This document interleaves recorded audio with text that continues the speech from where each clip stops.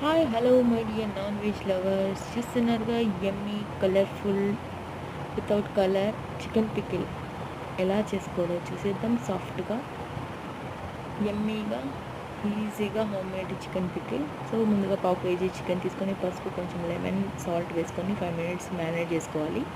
తర్వాత అల్లం వెల్లుల్లి పేస్ట్ రెడీ చేసుకుంటూ చికెన్ వాటర్ వెళ్ళిన వరకు ప్యాన్ మీద వేయించుకోవాలి. చూసారుగా వాటర్ వెళ్ళిపోయాక బౌల్లోకి తీసి పెట్టుకోవాలి.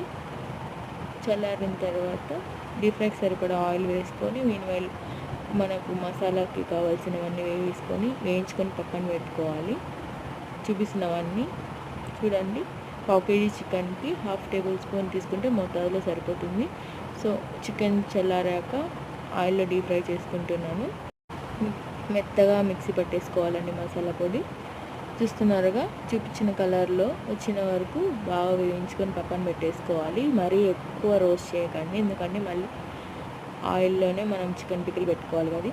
సో సేమ్ ఆయిల్లోనే అల్లం వెల్లుల్లి పేస్ట్ పచ్చివాసన వెళ్ళిన వరకు వేయించి చికెన్ యాడ్ చేసేసుకొని, సో సాల్ట్, కారం, పసుపు, మనం రెడీ చేసుకున్న గరం మసాలా, కరివేపాకు వేసుకొని వేయించుకొని ఉడికాక దింపేసుకొని వేడిగా ఉన్నప్పుడు నిమ్మరసం వేసుకొని కలుపుకోవాలి. సో వేడివేడి అన్నంలోకి చికెన్ పికిల్ వేసుకొని తింటే టేస్ట్ సూపర్గా ఉంటుంది. యమ్మీ చికెన్ పికిల్ మీరు చేసుకొని లైక్ చేయండి, షేర్ చేయండి, సబ్స్క్రైబ్ చేయండి. చూడండి.